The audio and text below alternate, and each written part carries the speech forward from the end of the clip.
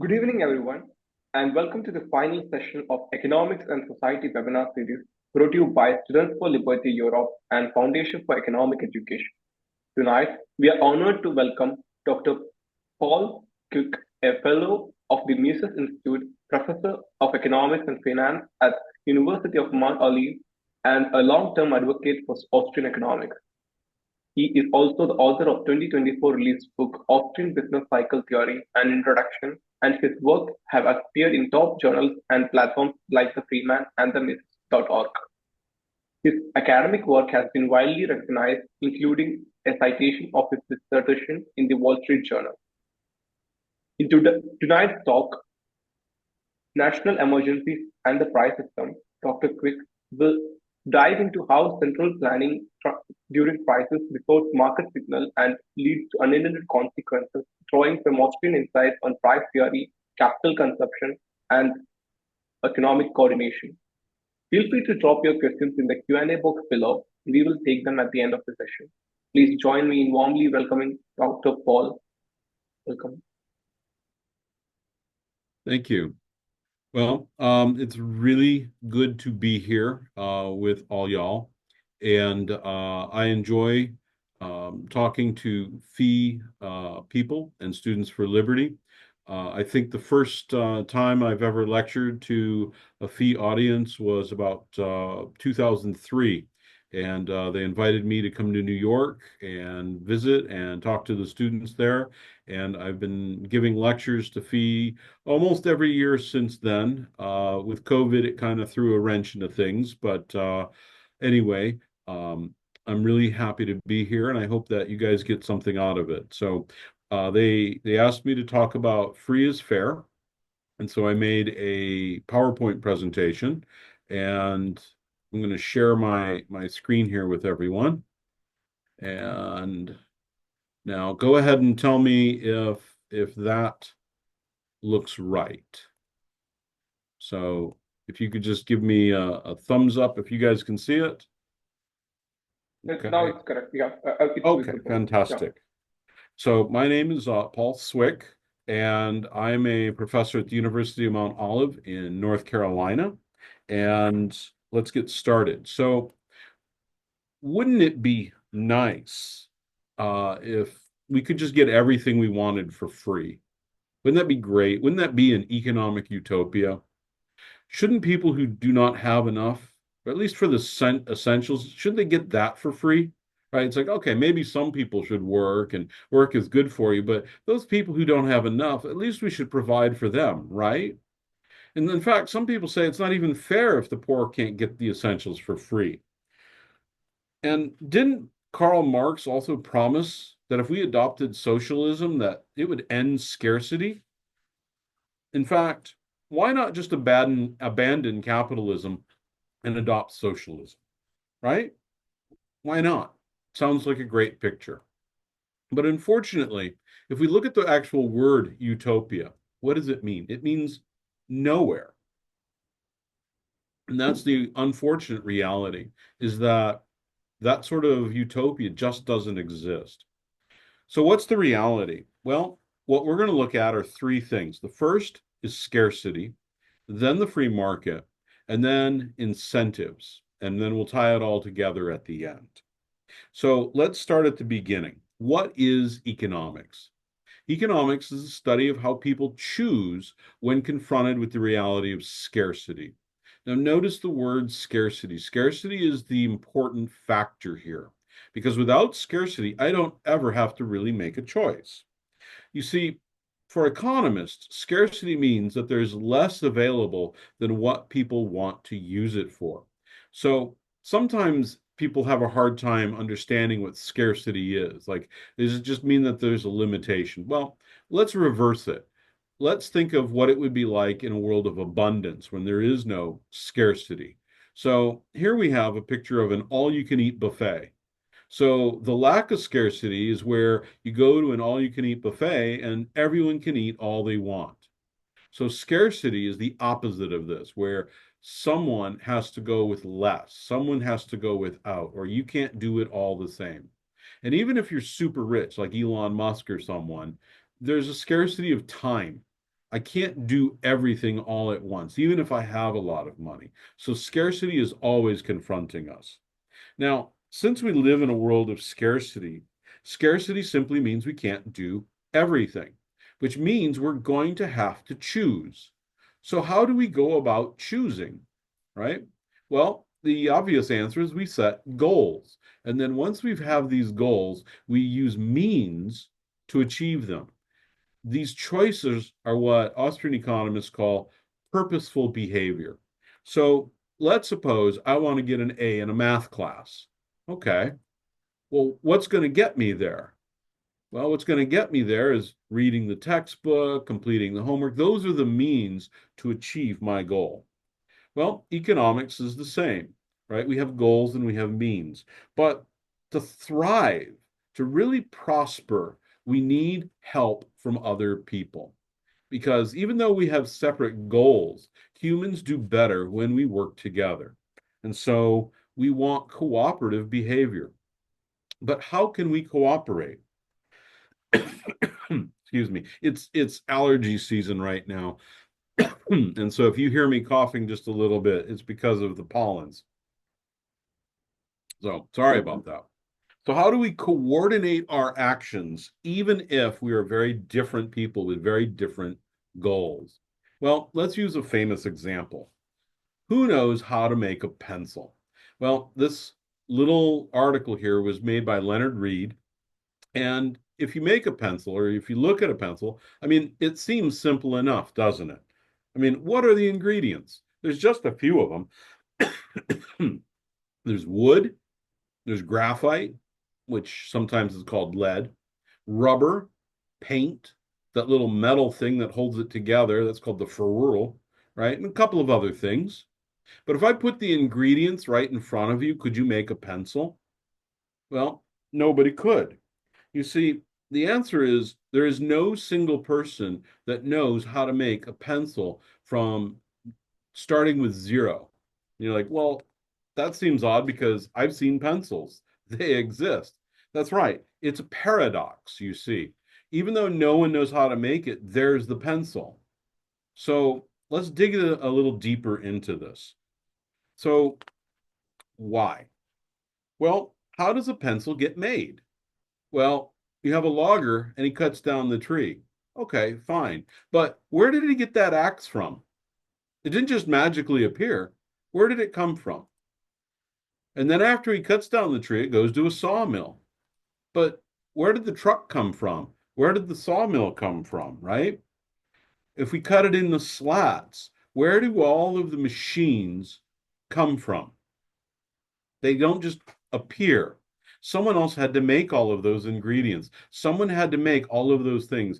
All of these things are ingredients that go into making a pencil. And as a result, coordinating all of these millions of people is just too cumbersome for one person. You see, every society is confronted with the great economic problem. And to the extent that they solve this problem, they prosper. So, what is this great economic problem? Well, on one side, we've got stuff, right? We've got raw materials, wood, water, coal, other natural resources. And then on the other side, we have subjective wants and desires. I want a pencil. I want ice cream. I would rather have this, I want pierogi, who knows?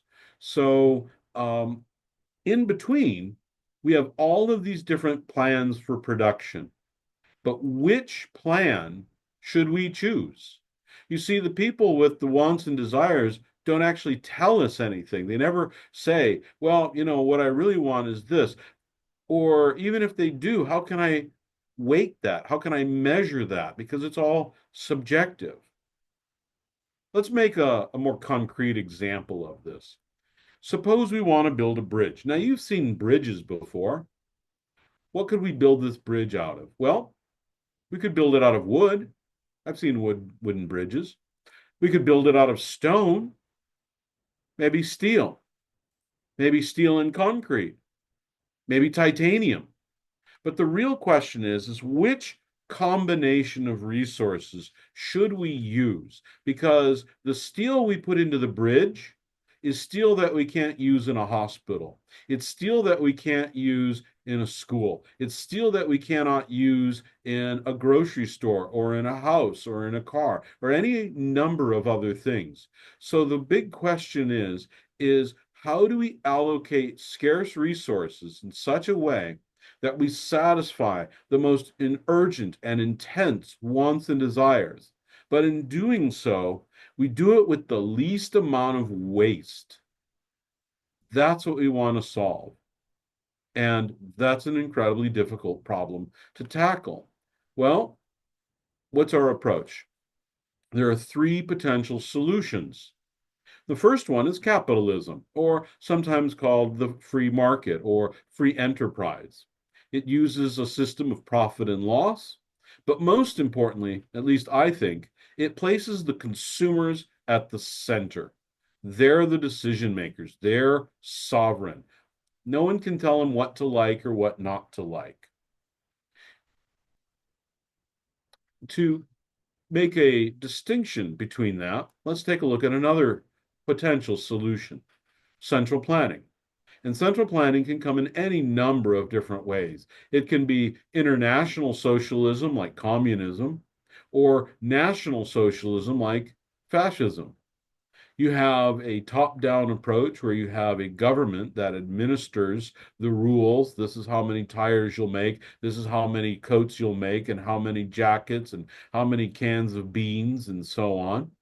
But here, notice that they place the planner at the center of the economy. The planner is the decision maker. And the third potential solution is interventionism. Now, interventionism, as Ludwig von Mises points out, is an unstable mixed economy. And so it's unstable because it doesn't quite achieve all the things that it wants. And when it tries, it creates unintended consequences that are negative, which requires further interventions. So, how does interventionism work? Well, it's a profit and loss system, but you have governmental rules and regulations. And so here, what we have are consumers sometimes at the center, but in any really important situations, the planners come in and they override. And this is the problem, is because, well, they're like, to make an analogy, when we talk about free speech, the First Amendment in the United States, it says you have the freedom to speak your mind. It's not really all that important on the stuff that everyone agrees about. It only becomes important when it's about the stuff that we don't care about or we don't like, or the stuff that we're openly hostile to. The prices, though, that we see is that we no. Let me back up just a second. So when you have a crisis, prices are our signals, as we'll see later on. And prices do a wonderful thing in coordinating the economy. But when do we get into trouble?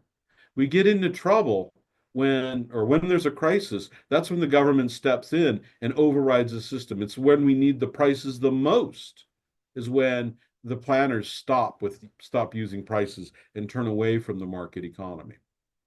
All right, let's move on. We're going to focus on capitalism.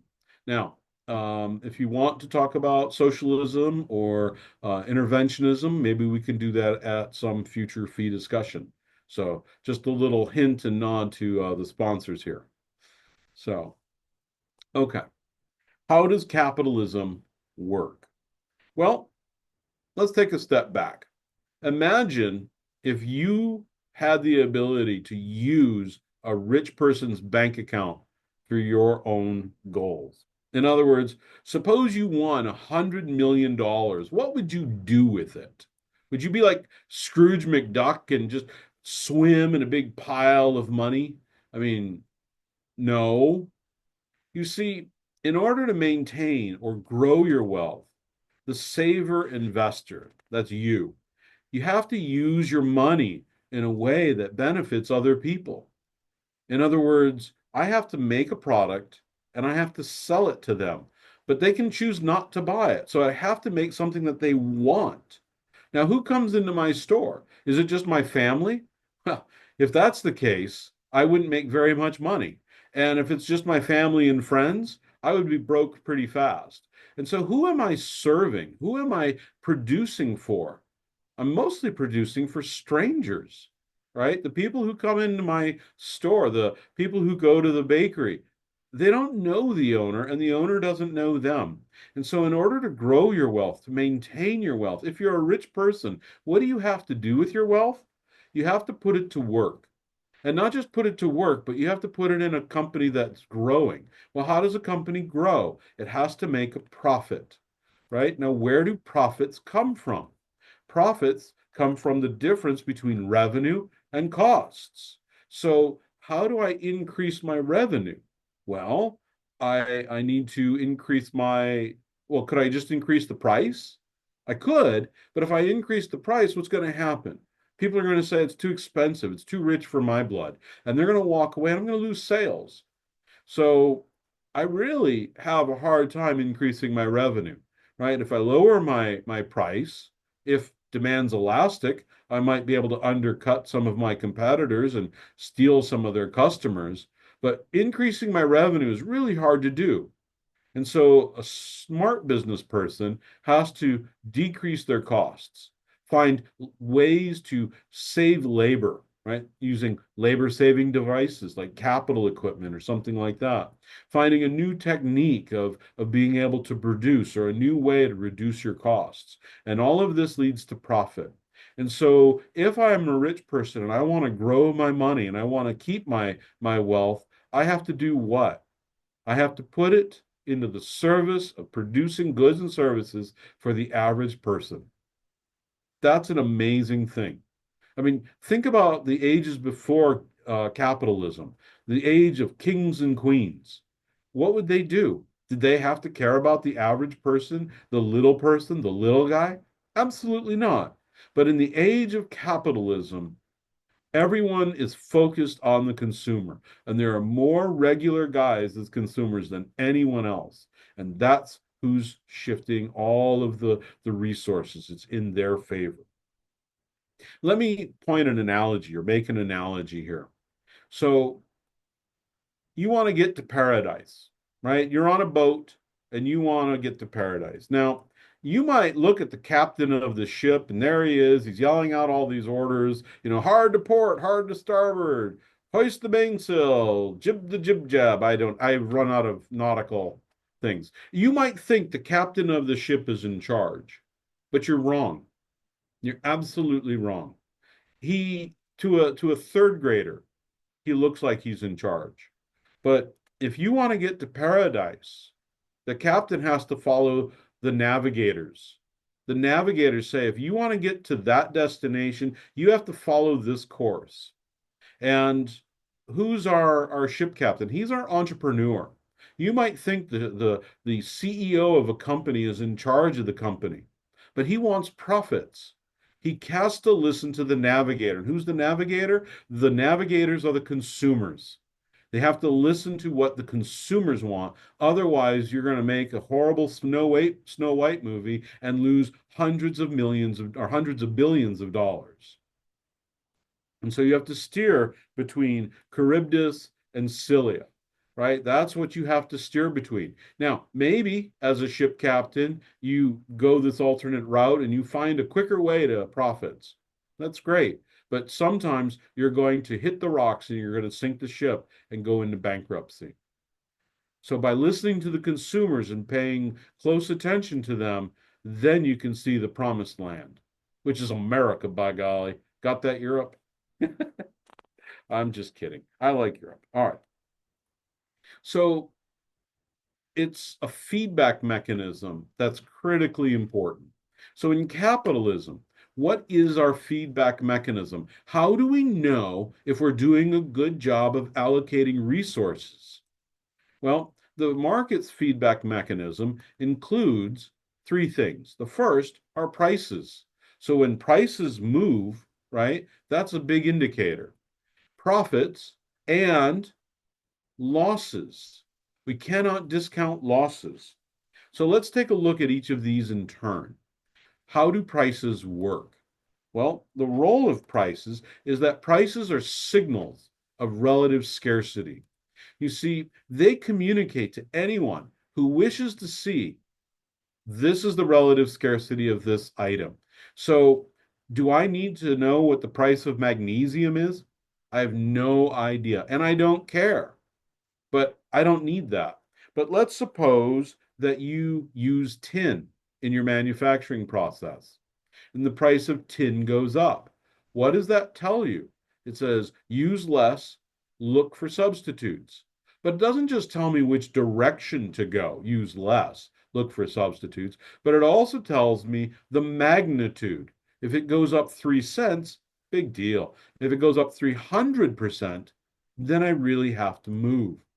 So the prices are the guides to the entrepreneurs, okay? And they're helping manufacturers coordinate their activities with consumers and every other person that uses tin and every other one that uses substitutes to tin. And so not only is it telling us the direction, but it's also showing us the magnitude. So how much we need to move, how fast. The role of profits. Well, profits are the reward for coordinating the market. So if I do a good job of moving resources into the hands of those that most want it, the profit is my reward. And this pushes businesses to serve consumers better. The equilibrium is actually an unintended result, right? Nobody actually wakes up in the morning and goes, yeah, I think I want to hit that equilibrium price today. No, what are they doing? They're searching for profit. That's what they're looking for. And so profits then allow successful entrepreneurs to expand. And at the same time, we see that those that were unsuccessful or unlucky for whatever reason, their ability to control resources shrinks. So once the market is coordinated, well, the profit opportunity disappears. In other words, once we're in equilibrium, but as you and I know, supply curves and demand curves are based upon opportunity costs and they're based upon subjective value preferences. And taste and preferences change all the time. And since they change all the time, we're not in that static neoclassical model. That equilibrium is always bouncing around.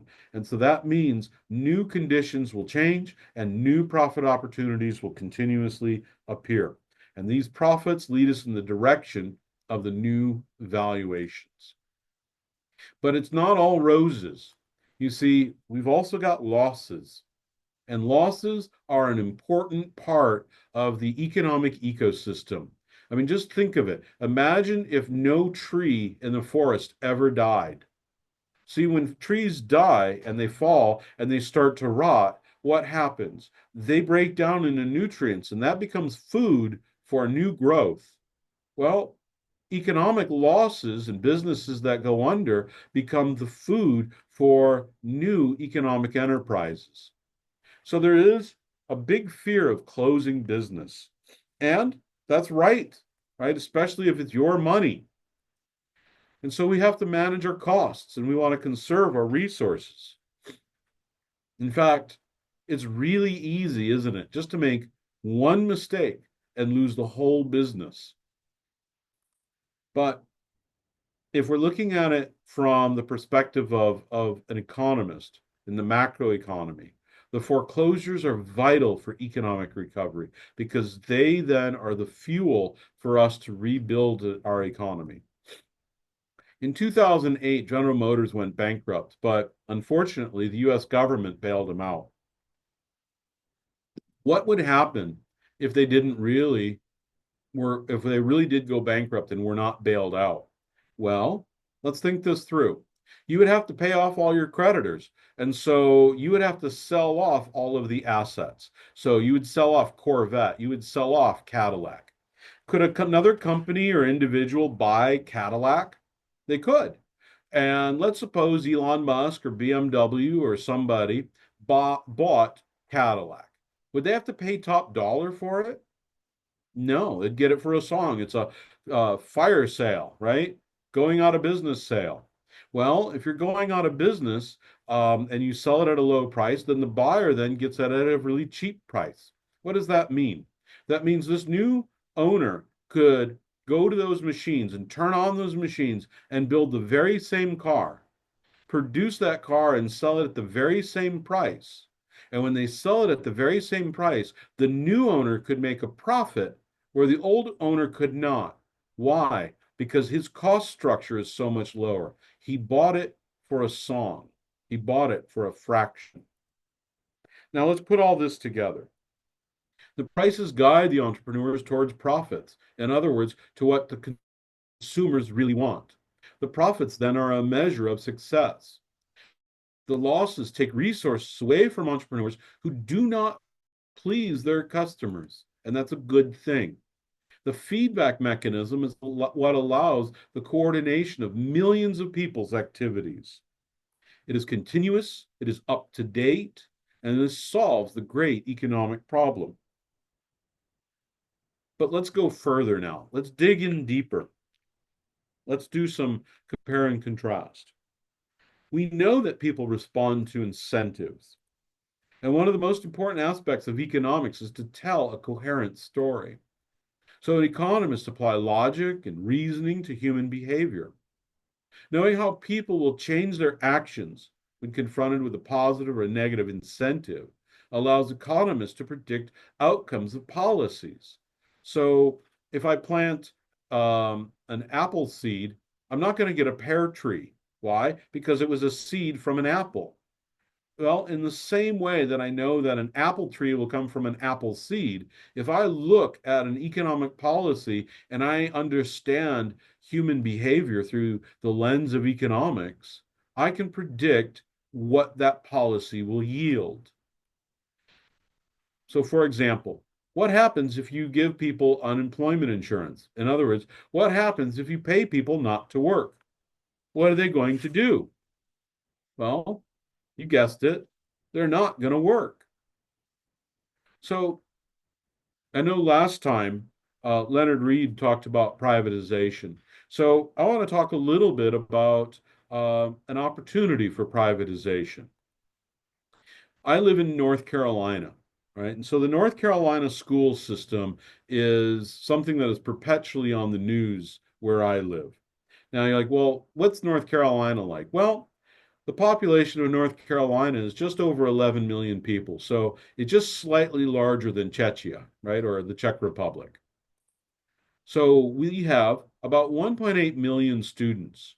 75% of them are in the traditional public school system. A charter school is like a private school, but it's given money by the government. Then we have private schools, and then we have homeschooled students. Now, notice that the traditional public schools is the largest, but notice what's number two? It's the homeschooled students, isn't it? That's quite amazing, isn't it? I find that astounding. And yes, I am part of that. I've homeschooled my three children.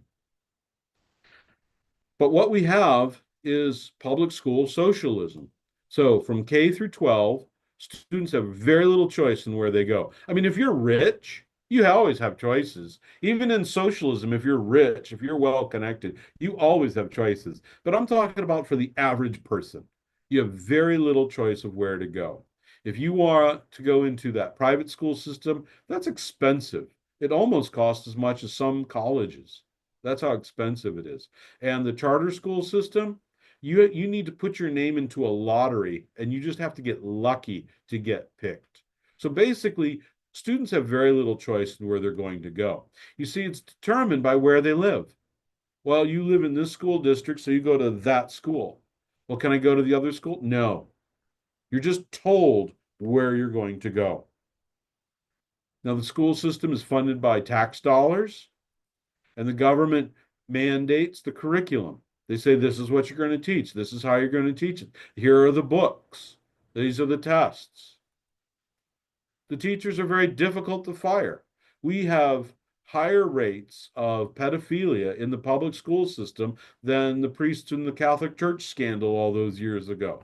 It is terrible. And can you fire these people? We can't because they're protected. So what are the results? Well, I'm not going to go through all the declining test scores. That's pretty obvious. You can just, throw a rock and you can hit the declining test scores. But here's the other kicker: ever expanding budgets. North Carolina spent $13.6 billion as the total amount of expenditures um, for the schools. And now notice how much more that is, right? So for the schools, it's 13.6. That's just for the school system. Okay. And that's up from 8.5 billion in 2015 and 6.6 billion 20 years ago. So a doubling. So what are the incentives, right? What are the policy incentives, right? Suppose you're a principal of a public school. What are the incentives for you to do well? Or what are your incentives to do? You need to comply with the rules. Here's a budget. Here are the rules. You have to comply with them. Then what? I have to make sure that we spend the entire budget because, if we don't spend the entire budget, if we ever save any money, oh no, we might not get as much next year. So I have to be sure that we spend the entire budget and then maybe run out soon and go, please give us more. And another thing, I want to build visible signs of success. If you go to America's public schools, these are temples of education. They are gorgeous to look at because this is how you show we care about education. Visible signs of success. You can't see the visible signs when a student goes, oh, now I get that concept. Oh, now I understand that idea, right? So in order to sway the public, we're building temples to these public schools. Now, what happens if the school fails, right? If it fails to teach any kids, does it go out of business? Can it go out of business? No. In fact, they tend to get more money. Like, oh, we're struggling. Oh, you're not able to do all of this. And so we need more funds. Oh, we need more. And so they get more. Compare and contrast this of what happens if a private school fails. And there are private schools, and there's new things. So here's the challenge is to bust up the socialist public school system with privatization. Get out of Department of Education, get out of it being with the states, get out of it being run by government entirely.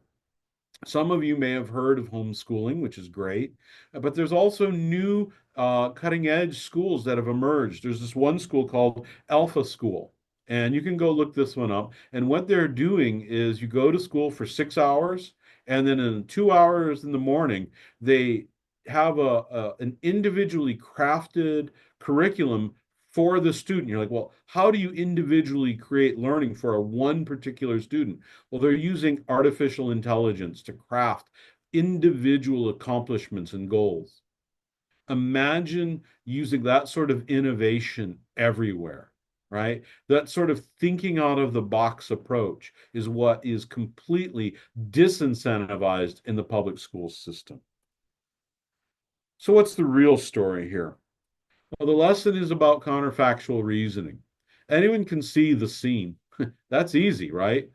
But what are the effects on other groups? What else could have been done instead? What else could we have done if homeschooling existed everywhere, or alpha school, or all these other sorts of inventions? We're supposed to be looking for the unseen. Then the unseen is what you need to train yourself to find. Now you're like, well, okay, but at least real economists don't fall into this trap, right? No, sadly, real economists also fall into this seen unseen trap. And they sometimes say, well, yeah, hurricane, sad that people lost their lives, but they're really good because look at all that economic activity it stimulated, or hey, war is good for the economy. No, no, these are all wrong. Okay, you can do better than this. So, how do economists think? How are we supposed to think? Scarcity causes people to choose, and these choices can be analyzed and studied. People respond to incentives in predictable ways. Decisions are made at the margin. Now, I didn't go over that, but it just means we don't compare all of something versus all of something else, we're just making it by 1 unit increments. And then we have to engage in counterfactual thinking, which is comparing the seen with the unseen. So let's circle back to the beginning. And people said, hey, I think socialism's the right idea. Under socialism, we'd stop greed and we'd stop competition and we'd all work for each other and life would be like this. Woo! Yeah, it's so great. Woo!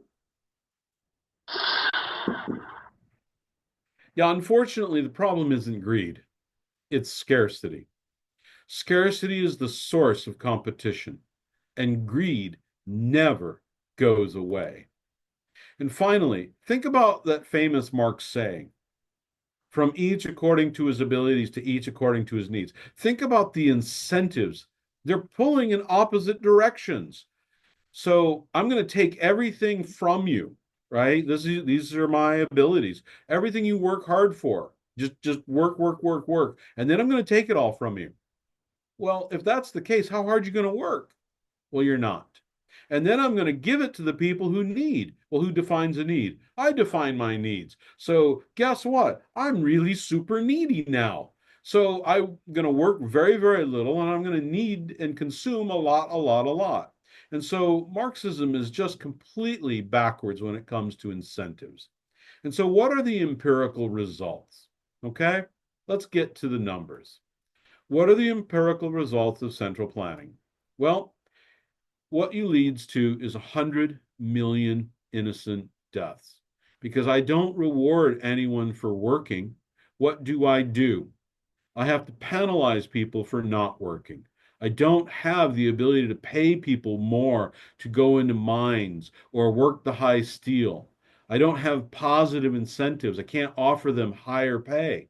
So I have to threaten them and I have to beat them and I have to threaten their families. And because we're moving incentives in the wrong way, it creates poverty and hunger. And this is a picture here of the Ukrainians during the Holodomor. And we see this over and over in Venezuela and Cuba every single time. It generates fear, and we have neighbors spying on other neighbors. It leads to an impersonal party, and you don't have the freedom to leave. If you ever look at the Berlin Wall, and I've looked at the Berlin Wall, just ask yourself, which way were the guns pointed? Right? I mean, think about a castle, you have a king inside, or think of Lord of the Rings, and you're in Helm's Deep, and here come the orcs. Which way are all of your arrows pointed? Outside. You're aiming toward the orcs, the bad guys. But who were the guns by the East Berliners pointed at? It was their own people, wasn't it? Yeah. Who did they think were the bad guys? No freedom to leave. So, what are the empirical results of capitalism? All right, let's do a comparison here. Well, GDP per person in 2020 US dollars increased by 58%. 58%. Now, which NGO, which United Nations organization caused this to happen? No NGO, no UN program, no government graft program has done this, not USAID. It's all been quietly done by free market capitalism. Additionally, infant mortality has dropped by 51%.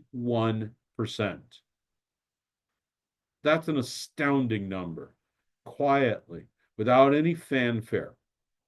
Life expectancy. Now, you see that there was a dip because of COVID, but still there was a 5% increase from 2001 to 2021. And then living in extreme poverty has declined. So what's extreme poverty? That's $1.90 a day, and that's adjusted for inflation and purchasing power parity. And so it dropped by 82%. Now, those are tremendous. So, some final thoughts. We live in a world of scarcity, and we need to make choices and work together. Cooperation, coordination. The free market places a positive incentive on cooperative behavior. It allows us to work together. The free market has an impartial feedback mechanism of profit and loss. The free market is moral because it serves humanity, strangers, better than any other system. And what could be more fair than that? So, Fee has a couple of online things for you guys to look at. Here we have the YouTube um, link. And so if you scan that, and I can put this up a little bit later, um, you can go to their YouTube channel. They have a Common Sense Soapbox, which is a cute little cartoon that they put together, and it covers a lot of the uh, topics like minimum wage and such. The We Are Heroes, this is the QR code for that. But most importantly, um, we've got two things here. You need to scan the thing on the left, and there's a little survey that Fee wants us to do. And also there is my email address. So pswick@umo.edu, umo.edu.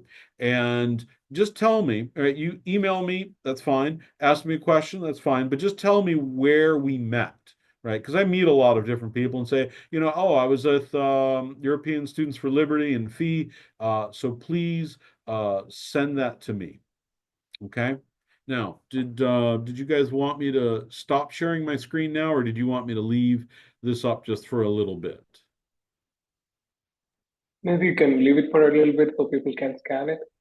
Okay. Uh, what a great session. It was amazing listening to you, and the point, freedom to leave, really stuck with me. We have some questions coming up. We have Okay. the first question from Louis. Louis, Okay, thank you very much for the privilege of the conference, Professor. I would like to ask you, I have found some deficiencies in capitalism. For example, you show the benefits that brings to the societies, but it also brings inequality. Also, brings a high inequality because the accumulation is the factor that I find wrong because people can have what they want and it doesn't matter the necessities of the complete society. So this is the elementary fail that I'm finding the capitalism. How would you answer to that? Oh, that's an excellent question, Luis. I appreciate the question. Um, so one thing that we want to be aware of is that inequality is ubiquitous. It's always there. If we look at the Pharaoh and we say, oh, the Pharaoh built the pyramids. No, he did not. Who built the pyramids? Slaves built the pyramids. We say that the Emperor of China built the Great Wall. No, he did not. Who built it? Right? It was slaves. It was common folk. So if we look through history and we see when we ask when was there ever a time there was equality between the haves and the have-nots. And in the last 6,000 years of recorded human history, there's always been inequality. So the real question then is twofold. First, can we improve the lives of the people at the bottom? Right? Never mind the people at the top. There's always going to be people at the top. But is there a way that we can improve the lives of the people at the bottom? And I contend that there is. That's what these graphs here are telling us, is that by looking at extreme poverty that's being cut by 82%, right? Life expectancy, infant mortality, right? All of these things are positive gains. Now, the other thing is not just what about the people at the bottom, but what about the mobility, right? So if we look at India and we look at when India got its independence in the 1950s, up through 1991, they lived under this thing called the License Raj, and it was basically socialism. And in India, you have laws that made attacking caste and discriminating against the caste illegal. But how many of these Dalits, which are in the lowest caste, ever became millionaires under the anti-discrimination laws? And the answer is zero. Now, in 1991, they repealed the license Raj. They went to a free market. And what the free market does is it allows people to rise to their ability to serve strangers. And what they were able to do is become servers, entrepreneurs. And they started slowly and they built up businesses. And today we see that there are many Dalit millionaires who hire even from the highest caste in their society. And so what we see is that it's not so much can we simply um, look at the inequality, because inequality is always there, but it is how do we help the people on the bottom rise to the top? And is there an escape valve where people can use their own brain and help and move up to the top, right? And get out of their station. And that's what free markets do. Does that answer your question there? Excellent answer, Professor. I don't know how much time do I have, but I don't I'm not against the free market, but I Right. consider that it can regulate the capitalism in a way that that the students, for example, of every person can have access to the health or to the education because they are rights. They are civil rights. No, in Now, for example, in the United States, they are not guaranteed, and this is a mistake of the system. I don't consider. I would prefer a system like Scandinavian countries because at least in these countries, the people we can have mobility, more mobility that you mentioned, because people have education, have opportunities to education and health. well, so first of all, let's set aside the idea that because you have more education, you're going to be richer, because that's not always a correlation. But let's look at healthcare as whether or not it's a right. Okay. So here's the problem. I don't think it's a right. There are things called positive rights and negative rights. A positive right is a right that places an obligation on my fellow man to provide it to me. A negative right is a right where it places no obligation on anyone for me to have it. So the right to speak freely, right? Freedom of speech is a negative right because it places no obligation on anyone else to do anything. And then I have that right to speech. The right to life, meaning not to be murdered. That means you don't have to do anything to prevent me from being murdered other than not murdering me. And so the right to private property is also a positive, I mean, a negative right because it's placing no obligation on anyone else other than don't steal from me. Now, education and healthcare services, these come from the sweat and labor and capital and resources of your fellow man.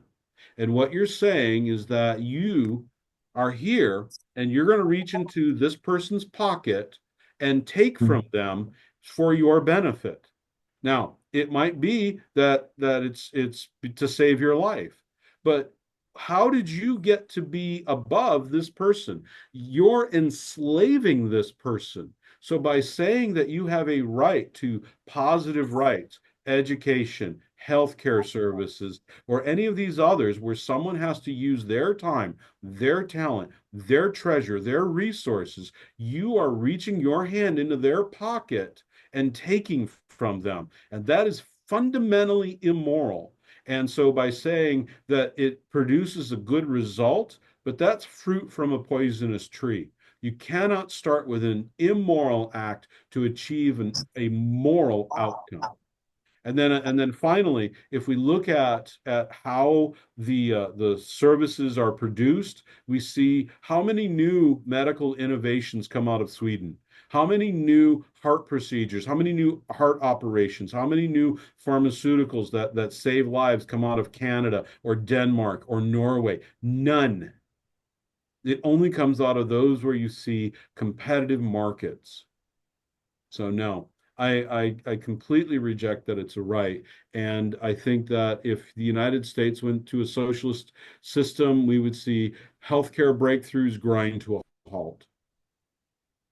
Thank you very much, teacher. I desire to have the opportunity to debate more, but That would thank be you very great. much. I love debate.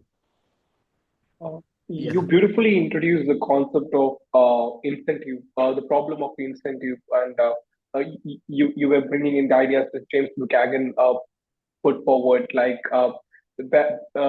who the bureaucrats serve for, like the example of the public schools which are beautified, but like they are not serving the real purpose, for example.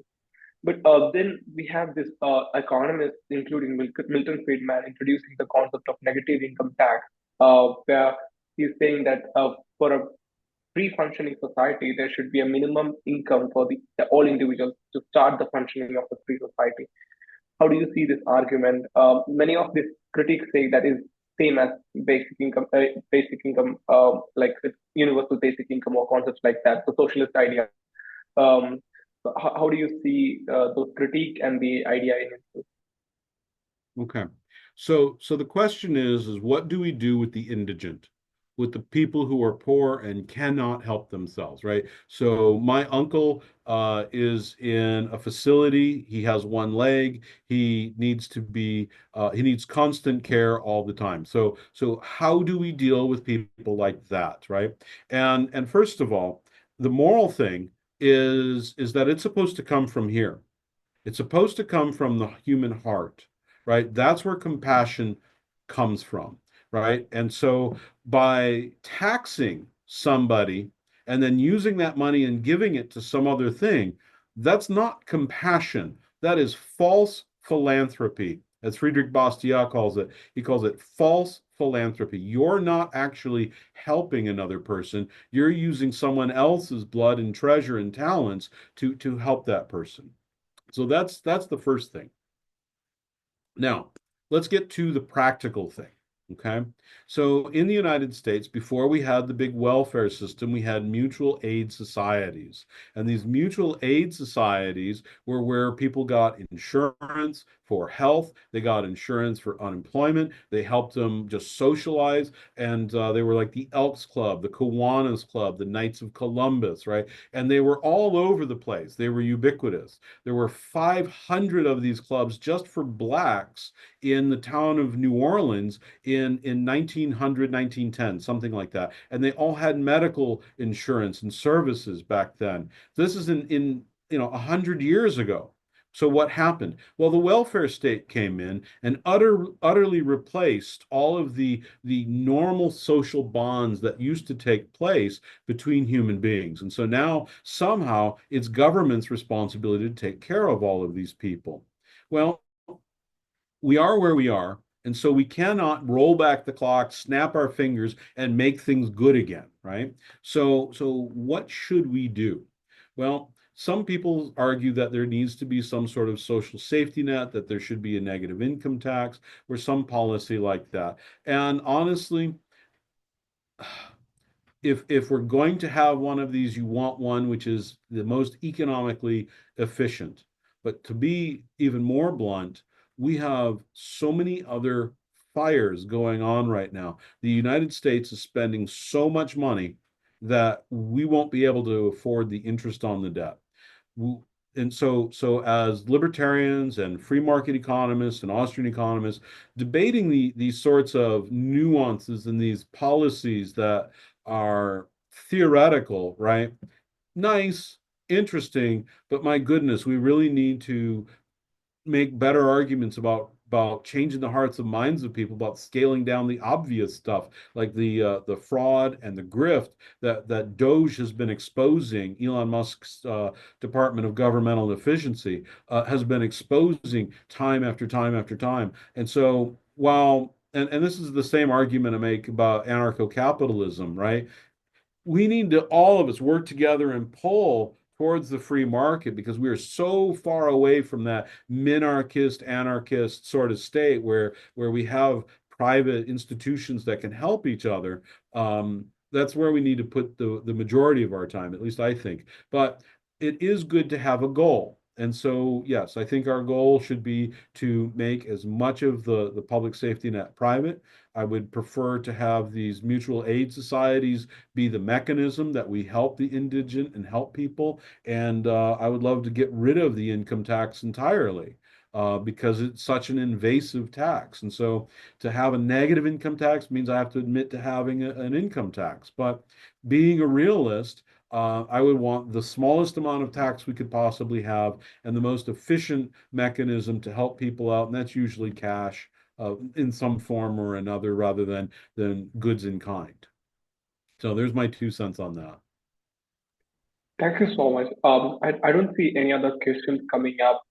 Your concept of freedom to leave and the response you made on India, the comment you made on India are really striking for me personally. And coming from the only communist ruled state in India, Kerala, the freedom to leave is one of the greatest freedoms I enjoyed. Really, one I enjoyed. That's very fundamental, and I hope all individuals around the world get at least the freedom to leave, exist in societies. Um, Thank you so much, Paul, for this wonderful session. And thank you, Fee, for working with Students for Liberty Europe. John, do you have any other things to mention? No, I think that's it.